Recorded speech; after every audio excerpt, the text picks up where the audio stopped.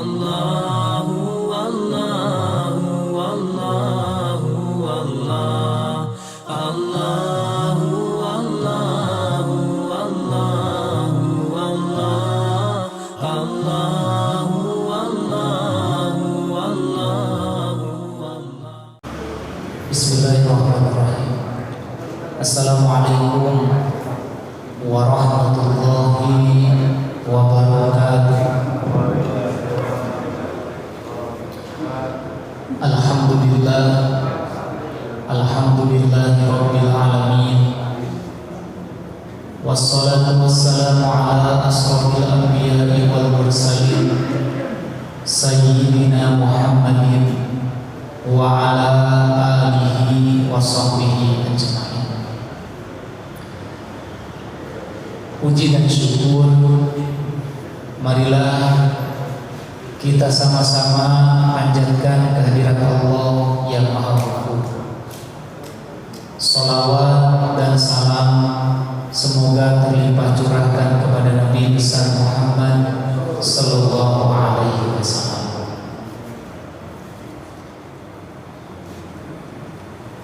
Bapak-bapak jamaah Masjid Al-Hikmah yang mudah-mudahan semuanya ada dalam keberkahan Allah Subhanahu wa taala.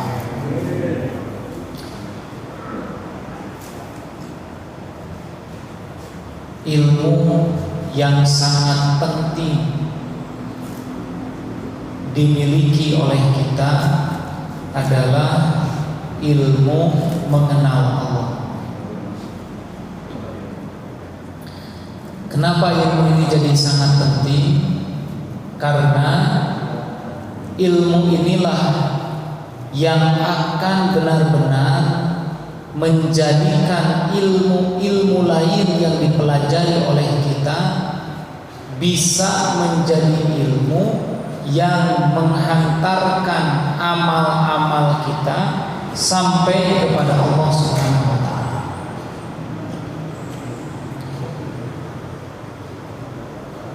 Ilmu fikih penting, Pak. Untuk apa? Untuk memandu ibadah kita. Jadi dalam kajian ilmu fikih biasanya dipelajari tentang bagaimana cara thaharah, bersuci. Dari mulai bersuci dari hadas kecil yang disebut dengan wudu, kemudian bagaimana belajar tentang bersuci dari hadas besar atau disebut dengan mandi junub. Itu dipelajari dalam fikih. Dan Bapak harus mempelajarinya biar tahu bagaimana wudu yang baik menurut Rasulullah itu bagaimana. Kemudian ilmu akhlak ini juga penting dipelajari biar kita tahu bagaimana perilaku yang dicontohkan Nabi ketika bicara hubungan dengan Allah atau hubungan dengan sesama manusia. Kita bakal tahu mana yang disebut dengan akhlakul karimah, mana yang disebut dengan akhlakul mazmumah. Mana akhlak yang mulia, mana akhlak yang buruk, dipelajari itu oleh kita. Bahasa Arab penting, bahasa Inggris bagus, tafsir bagus, ilmu-ilmu lain tuh bagus dipelajari. Tetapi kalau kita tidak belajar tentang ilmu mengenal Allah, maka ada bahaya ketika banyak ilmu yang tadi tapi tidak kenal ke Allah. Padahal semua ilmu itu harusnya apa?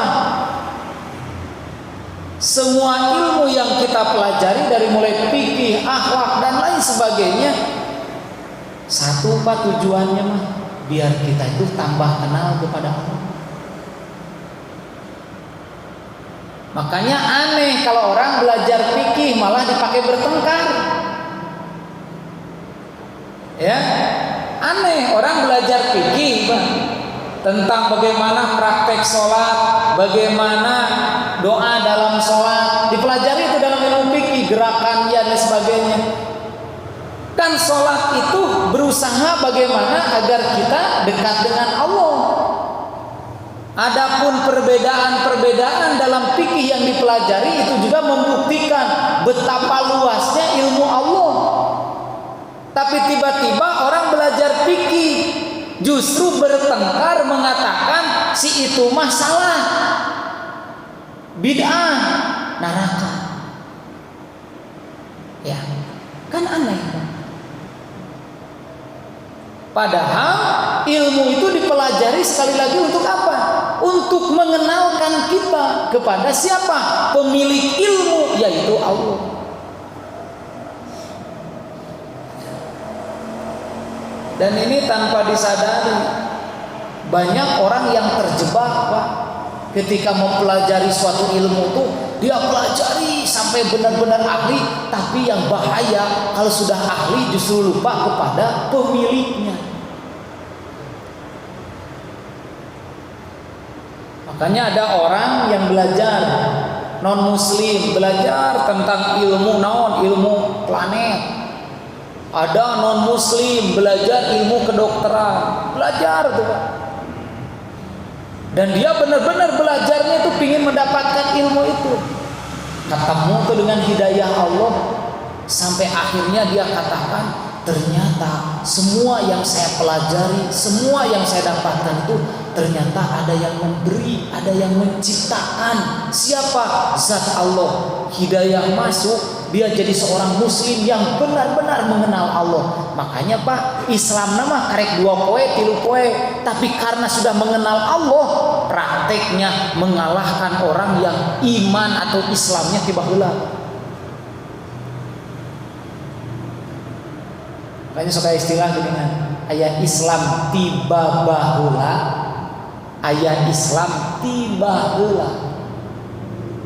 Pak, apa bedana? Aya Islam tiba baheula. Jadi sebelum nate babah ya, non muslim benatenya. Aya Islam orang tinu ti lahir. Seringkali kita menemukan ada orang yang sebelumnya tidak mengenal Islam, tapi begitu dapat hidayah dari Allah, kemudian dia bisa mengenal Allah. Ngaji Quran mah can bisa Pak, can lancar ngaji Quran mah, tapi dia berusaha tidak melakukan yang tidak disukai Allah. Zina mata dia tinggalkan. Pokoknya mah apa yang sudah sampai kepada dirinya dia melakukan, dan apa yang sampai ke dirinya yang berupa larangan dia tinggalkan. Padahal ngaji Quran can begitu lancar. Dia tahu sholat berjamaah itu besar pahalanya, maka sekuat tenaga tuh Pak dia berusaha untuk bisa terus datang ke masjid berjamaah. Padahal sholat lagi punten mun baca surat karek Al-Ikhlas we macana ge da eta pangpendek na apa. Tapi di sisi lain ada orang yang sudah mengenal Islam lama, Quran sebagian sudah hafal, hadis hafal, dan ilmu-ilmu lain tentang agama Islam hafal. Tapi terkadang punten Pak, untuk berangkat sholat berjamaah wae lalilah.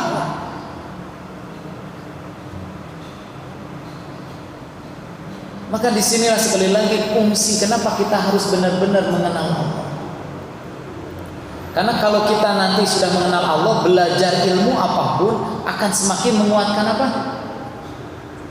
Iman kita ke Allah, yakin kita ke Allah. Karena ketika kita belajar ilmu, salah satunya dengan pengajian kayak gini, untuk apa coba Pak ilmu ini? Kan untuk mengenalkan kita ke Allah, agar kita mau ibadah, yakin dengan perintah-perintah Allah. Makanya kita belajar kayak gitu. Dan belajar ini Pak bukan untuk bukan untuk, bahasa saya mah bukan hanya sebatas untuk didengar, bukan hanya sebatas untuk dihafal, bukan hanya sebatas untuk disampaikan lagi, kan bukan. Tapi yang lebih penting bagaimana mengenalkan diri kita secara pribadi kepada Allah Subhanahu wa taala. Makanya mudah-mudahan ya semakin banyak belajar, lisan, hati, pikiran itu teh benar-benar sesuai gitu Pak. Sesuai dalam apa? Dalam hal mengenal Allah. Lisan Bapak mau ditanya, Pak, yakin Allah Maha melihat? Yakin. Cek lisan banyak. Terus cek hati kumaha? Yakin oke, Ustaz. Cuma hati nggak bisa diketahui orang kecuali diri kita aja dengan Allah. Tapi kan rasa-rasanya orang akan mengatakan kita tidak termasuk orang yang yakin kepada Allah walaupun lisannya mengatakan. Kalau apa? Kalau perilakunya belum sesuai dengan apa yang dia ucapkan. Orang teh tapi ngomong yakin ke Allah, yakin Allah Maha melihat, tapi nanya di belakang istri, suami masih kene sok ngabohongan, masih sok loba papanggih jeung batur, janjian ngobrol. Padahal kan manehna teh ngomong mah yakin cenah ka Allah. Yakin cenah Allah teh melihat, tapi geuningan karek istri jauh oge sigan teu yakin Allah apaleun. Sama istri kita juga Pak. Sok istri kita tanya tuh, "Bun, yakin Allah Maha mendengar?" Yakin atuh Bapak, da ibu teh jalmi iman, gitu kan banyak. Terus kalau lisannya ngomong gitu, terus perilakunya kenapa? Bunda sok ngomongkeun wae batur. Tatangga diobrolkeun wae kagorenganana. Pan bunda teh yakin ka Allah. Coba kira-kira mau jawab apa itu teh Pak? Da disebutkeun teu yakin, pan ngomong yakin. Tapi kenapa ketika ghibah membicarakan orang seolah-olah aman gitu karena orang itu tidak ada? Kenapa ketika kita ngomongin keburukan orang seolah-olah aman karena orang yang digibahi tidak mendengar? Padahal kalau kita lebih mengenal Allah, hati kita akan mencegah lisan kita untuk apa? Membicarakan yang tidak disukai Allah. Benar orang nama eueuh, tapi kan Allah mendengarkan. Benar orang nama boleh jadi teu apal, tapi kan Allah menyaksikan. Ini kan gambaran orang yang mengenal Allah. Makanya kalau kita ingin ngebuktikan bahwa kita itu udah kenal dengan Allah dan belum, udah apa? Jangan menilai orang lain, justru harus sibuk menyaksikan, memperhatikan perilaku kita sendiri.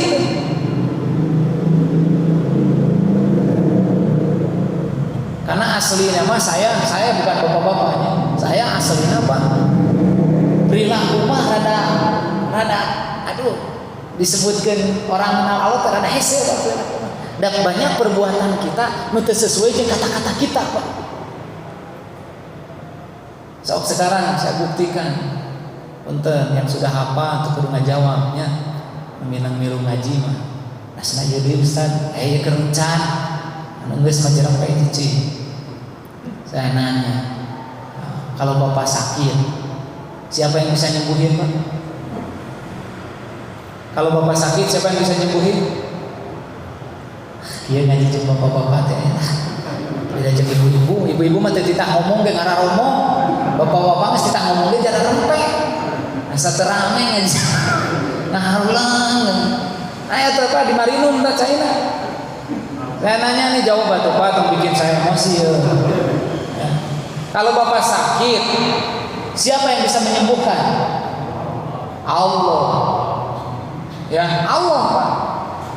Kalau Bapak sakit, yang bisa menyembuhkan itu adalah Allah. Nah, dengar tuh lisan semua, lisannya ngomong Allah Pak Ustaz. Sekarang prakteknya mun Bapak gering, saha nu pertama kali diingat yang diteangan ke Bapak? Hah? Obat, Pak. Dokter.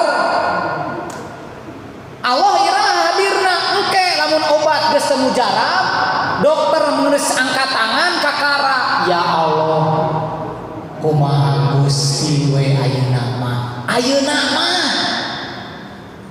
Padahal dari awal sudah mengatakan yang bisa menyembuhkan siapa? Allah. Nah Pak Ustadz, temenang gitu beli obat? Menang, tapi saya ini sedang bicara tentang makrifat nih Pak. Obat itu syariat, dokter itu syariat. Sekarang hakikat dengan syariat mana yang harus didahulukan? Mana apa yang harus didahulukan? Hakikat. Berarti lamun obat jeung Allah mana nu kudu didahulukan? Allah. Tapi aslina Pak lamun teu damang langsung tuh pikiran teh obat naon. Nah, ka dokter oh kan gitu Pak, langsung itu teh otomatis. Padahal kalau orang yang mengenal Allah dan lisannya mengatakan saya yakin yang menyembuhkan Allah, maka tidak ada yang memenuhi hatinya, pikirannya sampai perbuatannya kecuali dia akan mendahulukan Allah. Ya Allah, saya sakit karena takdir. Berikan saya kesabaran. Cing sabar ya Allah, saya nerima sakit ini agar sakit ini bisa jadi penggugur dosa bagi saya, karena saya sadar banyak dosa ya Allah. Dan jadikan sakit ini menjadi jalan pengangkat derajat saya ya Allah, karena selama ini saya sudah banyak melakukan kehinaan. Ampuni ya Allah, bimbing saya ya Allah untuk bisa bertemu dengan kesembuhan ya Allah. Maka kalau sudah ke Allah, karek nanti Allah akan memandu pikiran Bapak beli obat apa. Dan kalau ini bisa dilakukan Pak, lihat banyak orang yang sembuh tidak mesti minum obat. Teu minum obat, teu ka dokter Pak. Sembuh oleh siapa? Allah. Dan tidak sedikit orang yang beli obat bermacam-macam datang ke dokter ini, dokter itu, tercair Pak, da Allah can menakdirkan. Terus gimana Ustaz memposisikan hakikat dengan syariat ini? Ingat, Bapak sakit hati langsung ingat Allah, pikiran langsung minta ke Allah, lisan doa ke Allah. Baru setelah itu ikhtiar sesuai dengan apa yang Allah kehendaki. Maka bisa saja gini Pak, Bapak ngadoa ke Allah, hati dipenuhi ke Allah, lisan sibuk minta ke Allah, nanti Allah yang ngatur Pak. Bisa saja Bapak temeli obat, tapi Pak panggih jeung tatangga nanya, Pak Dadang, kunaon siga teu damang? Nya Ustaz, sababaraha poe itu saya teh badan teh asa nyareri. Oh gitu. Sanes COVID Pak Dadang. Sanes Ustaz, geus dipariksa negatif, abdi COVID geus divaksin abdi teh. Oh gitu. Jadi naon karasa ieu we tulang-tulang. Kamari ge saya gitu Pak Dadang. Cing cobaan ya minum ieu Pak Dadang syariatna. Bisa Pak, tanpa Bapak mikir, tanpa Bapak indit ke dokter. Allah yang menggerakkan Pak Dadang ketemu dengan orang. Allah yang menggerakkan orang ngasih tahu tentang obat kepada Dadang. Semuanya Allah Pak, asal kita langsung gitu ke Allah.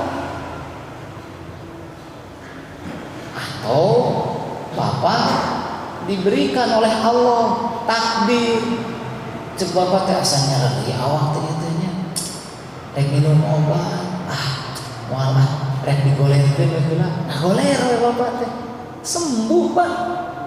Pas bangun teh, nah sareng lapang aya naon, alhamdulillah, syukur ke Allah. Ini teh penting Pak, karena selama ini kata saya banyak yang lisannya ngomong Allah tapi asli nah hati jeung pikiranna teh inget ka Allah. Jadi Bapak besok harus melunasi hutang, penting ieu duitna can aya, kira-kira saha diingat ku Bapak. Mun teu bisa sare ayeuna mikiran saha bangsa.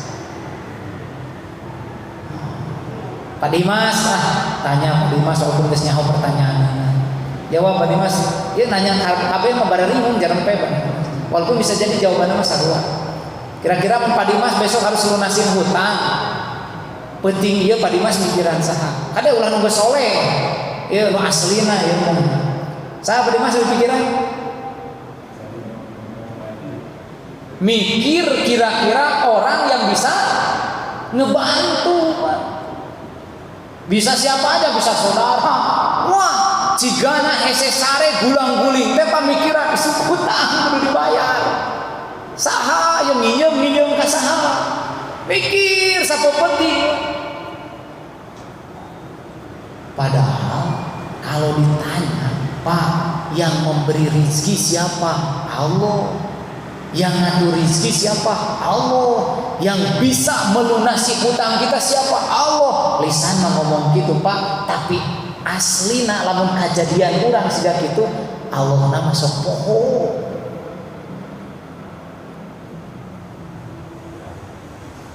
Sok poho ka Allah nama. Orang ini di pikiran urang teh, Pak. Kasahanya Pak Ahmad gitu. Pak Ahmad teh kamari geus can dibayar usahanya. Ka koperasi, alah can jadi anggota ya ke koperasi. Mikir tuh orang, minuhan ieu teh Pak. Padahal kalau kita udah ngomong lisan kita Allah mengatur rezeki, Allah yang memberikan rezeki, kudu nama langsung rekes ka Allah.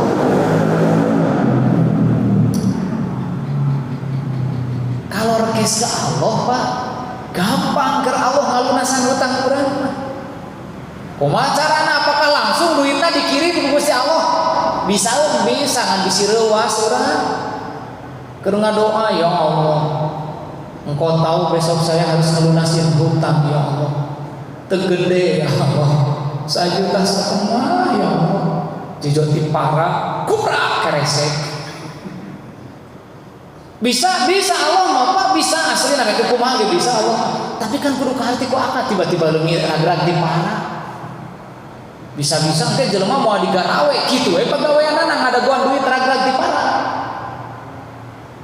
Enggak, tapi Allah bakal ngatur gimana caranya. Bisa bener Allah ngasih rezeki untuk melunasinnya, bisa juga enggak bisa dibayar besok. Tapi gimana caranya hati kita tenang? Dan disebut dengan solusi teh Pak, jalan keluar teh tidak identik dengan masalahnya beres, tapi yang disebut dengan solusi dari Allah diberi ketenangan bisa membereskan masalah itu Pak.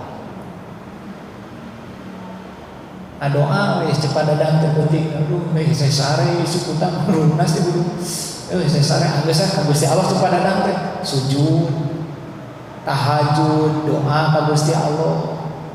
Reupe kasarean kita paradang bagus penting geus jam 3:30. Allahu Akbar. Salat subuh langsung teh inget teh hutang cenah aya geus cek paradang daripada mikiran hutang mending ka Allah salat aya mah subuh berjamaah sugan ka Allah nulungan belecet ka masjid beres salat subuh langsung ngadoa zikir ka Allah gampang Allah Pak. Tiba-tiba aya nelpon ka padadang. Padang, di mana Padang? Jeung saha? Wah, aku poho di ka saya. Bang. Oh, ka mana wae didinya? Aya. Naon telepon? Iya. Saya teh asli mah era ku Padang. Saya kan boga hutang teh heula can dibayar wae ka Padang. Era saya Padang, ayeuna di rumah teh aya. Saya rek ka rumah rek ngalunasan hutang. Eta cek Padang. Alhamdulillah. Gitu. Terkadang orang mah mun anu nelpon keur kasusah teh sok hayang langsung ngomong kasusah urang nya. Assalamualaikum, salam ya, Badang. Di mana Badang? Di imah we. Naon di imah we? Lieur we kan teh kudu. Urang mah ngomong ka jelema apa kasusah teh lain ngomong ka Allah tuh. Hayangna teh jalmi teh kabeh apaeun kasusah urang teh. Ari ka Allah poho. Padahal ngomong ka jelema mah apa sarua hutangna jeung urang. Susahna sarua bakal leuwih loba tibatan urang. Bisa gitu pada Allah mah bisa. Atau dibuat oleh Allah. Nu nelpon cek pada da boga hutang ka saya mah Ustaz. Nelpon, bisa Allah ngatur saya beres? Bisa pada Gimana caranya? Tiba-tiba Allah bukakan hati yang punya hutang atau yang